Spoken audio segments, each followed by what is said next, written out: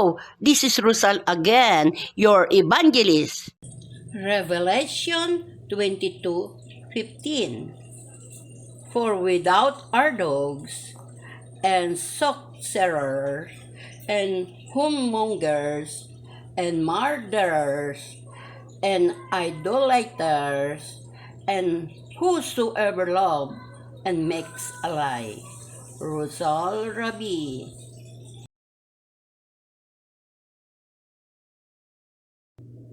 Apokalipsis 22:15.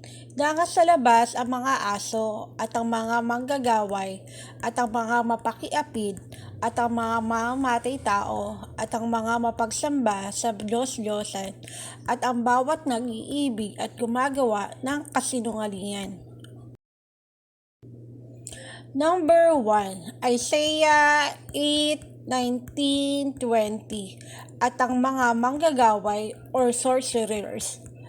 At pagkakanilang sasabihin sa inyo, hanapin ninyo silang nakikipagsanggunian sa masamang espiritu at mga manghuhula na nagsisihuni at nagsisibulong.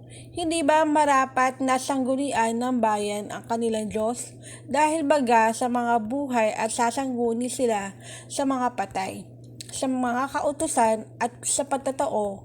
Kung hindi sila magsalita ng ayon sa salitang ito, tunay na walang umaga sa kanila. And when they shall say unto you, seek unto them that have familiar spirits and unto wizards that peep and that mutter, should not a people seek unto their God? For the living is to the dead, to the law and to the testimony. If they speak not according to this word, it is because there is no light in them. At ang mga mapakiapid and warmongers. Narito po ang mga parusa sa mga mapakiapid. Leviticus 20:10-17. Ang lalaki na mga lunya sa asawa ng iba, sa makatuwid bagay yaong mga lunya sa asawa ng kanyang kapwa, ay papatayin ng walang pagsala ang nangangalunya at ang nakalunya, at ang lalaki sumiping sa asawa ng kanyang ama ay kahubaran ng kanyang ama ang kanyang inilitaw, kapwa sila papatayin ng walang pagsala, mabubuo ang dugo nila sa kanila. At kung ang isang lalaki ay sumiping sa kanyang manugang, ay kapwa sila papatayin, sila'y gumawa ng kahalay-halay, nabubuo ang kanilang dugo sa kanila. At kung ang isang lalaki ay sumiping sa kapwa lalaki na gaya ng pagsiping sa babae, ay kapwa sila nagkasala ng karumal-dumal, sila'y papatayin ng walang pagsala, mabubuo ang kanilang dugo sa kanila. At kung ang isang lalaki ay magsasawa sa isang babae at sa kanyang ina, ay kasamaan, susunugin sa apoy kapwa siya at sila upang huwag magkaroon ng kasamaan sa inyo. At kung ang isang lalaki ay makiapid sa hayop, ay papatayin na walang pagsala, at papatayin din niyo ang hayop.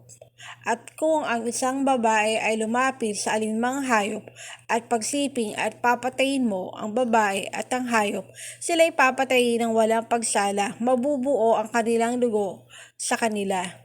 At kung kunin ng isang lalaki ang kanyang kapatid na babae na anak ng kanyang ama o anak ng kanyang ina, at kanyang makita ang kanyang kahubaran, at makita ng babae ang kahubaran niya, at bagay na kahalay-halay nga, at sila'y inihiwalay sa paningin ng mga anak ng kanilang bayan.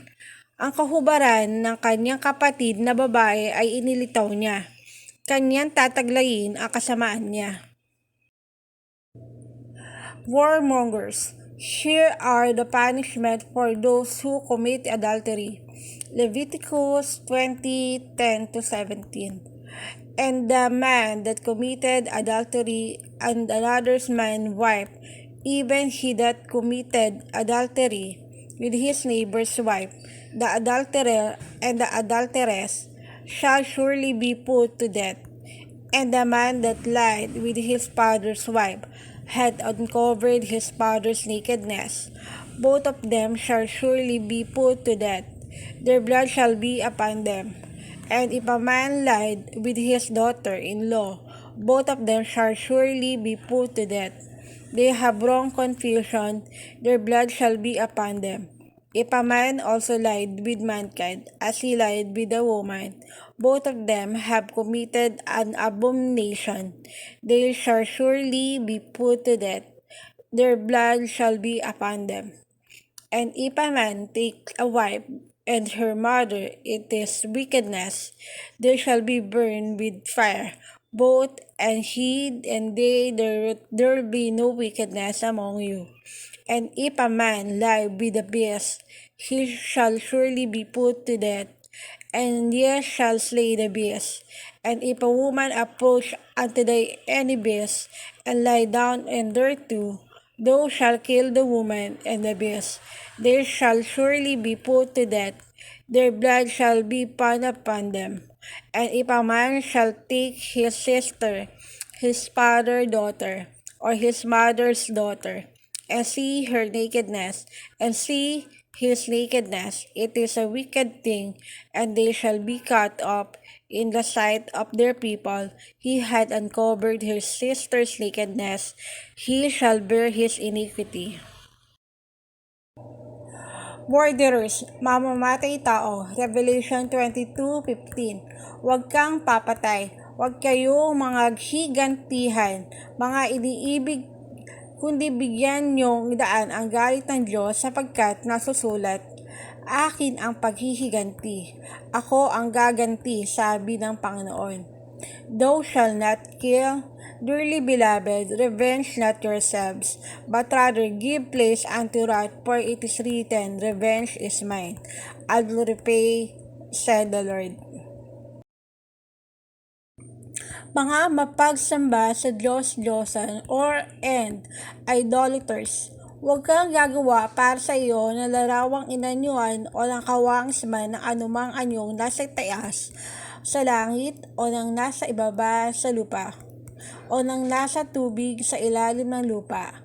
Huwag mong yuyukuran sila o paglingkuran man sila, sapagkat akong Panginoon mong Diyos ay Diyos na mapagnighubuin, na akin dinadalaw ang katampalasan ng mga magulang sa mga anak, hanggang sa ikatlo at ikaapat na saling ng lahi ng mga napupuot sa akin, at pinagpapakitaan ko ng kawaan ang libo-libong umiibig sa akin at tumutupad ng aking mga utos. 1 John 5:21. Mga anak ko, magsiingat kayo sa mga Diyos-Diyosan. Thou shalt not make unto thee any graven image or any likeness of anything that is in heaven above, or that is in the earth beneath, or that is in the water under the earth. Thou shalt not bow down thyself to them, nor serve them. For I, the Lord thy God, am a jealous God, visiting the iniquity of the fathers upon the children, unto the third and fourth generation of them that hate me, and showing mercy unto thousands of them that love me, and keep my commandments. 1 John 5:21. Little children, keep yourselves from idols. If you want to keep worshiping the works of men, gods, you cannot enter the kingdom of God. That's what the Revelation 22:15. Read it again and again so you can understand it well. I am not the one who said that. That is the last warning from the Lord God. Ang kasabayang kung ikaw ay ligtas, ay palagi na ikaw ay ligtas, ay hindi po totoo. Makikita po natin sa Ezekiel 18:26 and 27. The saying is that if you are safe, you are always safe. It is not true, as we can see in Ezekiel 18:26 and 27. Pagka ang matuwid ay humihiwalay sa kanyang katuwiran at gumagawa ng kasamaan at kinamamatayan sa kasamaan na kanya nagawa, ay mamamatay siya. Muli, pagka ang masama ay humihiwalay sa kanyang kasamaan na kanyang nagawa at gumawa ng tapat at matuwid, kanyang ililigtas na buhay ang kanyang kaluluwa. When a righteous man turned away from his righteousness and committed iniquity and death in them, for his iniquity that he had shall he die. Again, when the wicked man turned away from his wickedness that he had committed, and do that which is lawful and right, he shall save his soul alive. Ang bawat nag-iibig at gumagawa ng kasinungalingan, everyone who loves and makes lies. Marami pong sanay na sanay sa mga pagsisinungaling. Ang hindi nila alam, hindi sila makakapasok sa kaharian ng Diyos. Yan ang sinasabi sa Apocalypse 22:15, huling bahagi. Yung iba nagsisinungaling pa, kumukuha ng maliliit na bagay. Tapos nagkukunwari na kunyari hindi niya alam yung nawawala noon, matanda na pinaglilingkuran niya. Wala siyang kaalam-alam na nakasulat ang lahat ng mga ginagawa niyang masama. Alam din ng Diyos lahat, pero ang gusto niya ay honesty ang number one policy sa ating Diyos. Hindi gaganda ang buhay mo habang hindi umaalis sa gawain mo masama. Tatanda ka, hindi ka makakatikim ng maginhawang buhay. Note, gagayahin ka ng mga anak mo. Yun ang nakakatakot. Maghihirap din ang buhay nila. There are many who are skilled in lies. What they do not know, they cannot enter the kingdom of God. What is said in the Apocalypse 22:15 last part. The others are still lying, cheating on small things, then pretending that they don't know that the old man they turned their back on was missing. He doesn't know that all bad things he does are written down. God also knows everything but one He wants is honesty number one policy of our God. Your life will not improve while not leaving your bad work. When you get old, you won't get enjoy a comfortable life. Note, your children will do it. That's the scary thing. Their lives will also suffer. The last reminder of our God to all of us. Iyong pong teksto ng Revelation 22:15, ang huling paalala ng ating Diyos sa lahat ng tao. Kaya basahin niyo mabuti para po tayo magsisi at huwag na po natin gawin para maihanda mga sarili po natin kasama mga pamilya po ninyo. Salamat po sa pagbabasa ng album na ito. This is the text Revelation 22:15, the last reminder of our God to all people. So read it carefully so that we can repent and not do it so that we can prepare ourselves and in your families. Thank you for reading this. Matthew 6:19-21. Do not store up for yourselves treasure on earth, where moth and rust destroy, and where thieves break in and steal. But store up for yourself treasures in heaven, where neither moth nor rust destroy, and where thieves do not break in or steal. For where your treasure is, there your heart will be also.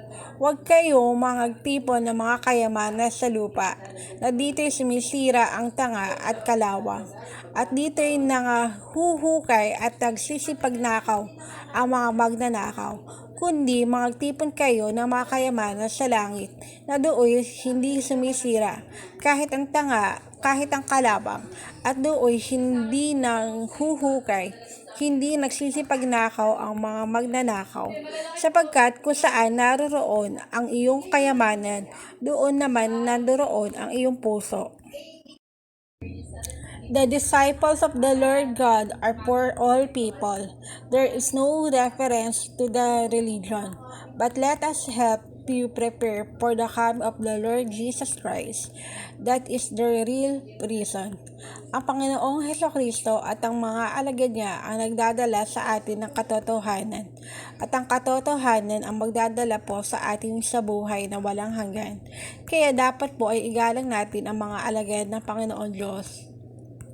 The Lord Jesus Christ and His disciples bring us the truth, and the truth will bring us to eternal life. So we should respect the disciples of the Lord God.